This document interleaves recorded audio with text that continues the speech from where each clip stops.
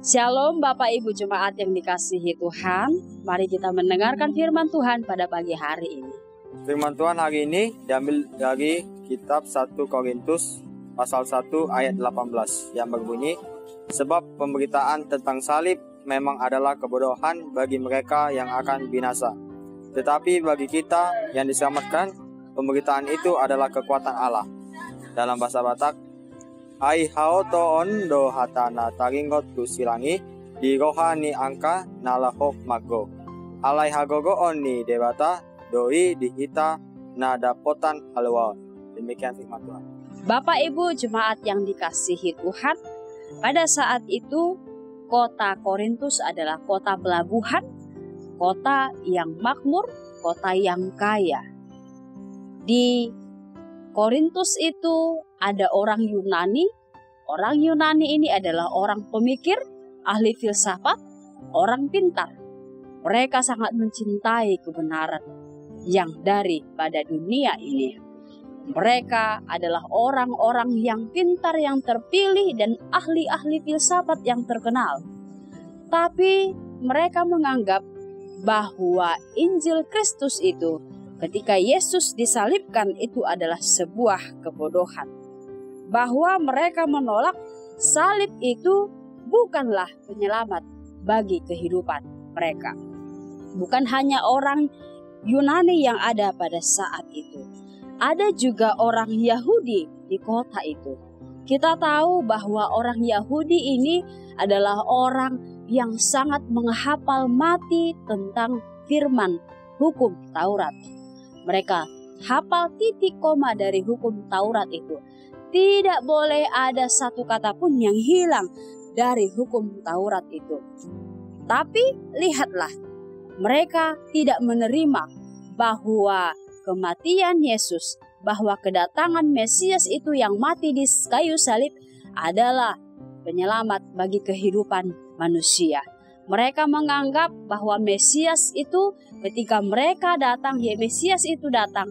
Mesias itu adalah Mesias yang kuat, Mesias yang gagah, Mesias yang penuh dengan keberanian, Mesias yang penuh dengan kekuatan. Sehingga mampu melawan bangsa-bangsa Romawi pada saat itu dan membebaskan orang-orang Yahudi dari genggaman orang Yunani pada saat itu. Oleh sebab itu jemaat yang dikasihi Tuhan, mereka tidak menerima bahwa kematian Mesias di kayu salib sebagai penyelamat kehidupan manusia. Tentu hal itu adalah sebuah kebodohan. Bukan hanya pada zaman mereka. Pada zaman ini juga kalau dikatakan kematian Yesus di kayu salib sebagai penyelamat umat manusia, mereka menolak. Banyak sekali orang-orang yang menolak itu. Itu adalah orang yang berasal dari dunia ini, yang mencintai hikmat dari dunia. Tapi lihatlah, hikmat dunia dan hikmat Tuhan itu berbeda. Hikmat Allah adalah bagaimana supaya manusia itu diselamatkan melalui kematian anaknya di kayu salib. Sehingga melalui kematian itulah kita dibenarkan, bukan karena perbuatan baik kita, tapi karena belas kasih Allah yang ada pada diri manusia itu, sehingga manusia itu diselamatkan dan dihapuskan dosa-dosanya dari dunia ini. Oleh sebab itu jemaat yang dikasihi Tuhan, kalau kita membaca sebab pemberitaan tentang salib memang adalah kebodohan dan mereka yang akan binasa. Tapi bagi kita yang diselamatkan, pemberitaan itu adalah kekuatan Allah. Kematian Yesus di kayu salib adalah kekuatan Allah, bukan supaya manusia itu tetap berpengharapan kepada dunia ini, tapi supaya manusia itu berpengharapan kepada Tuhan.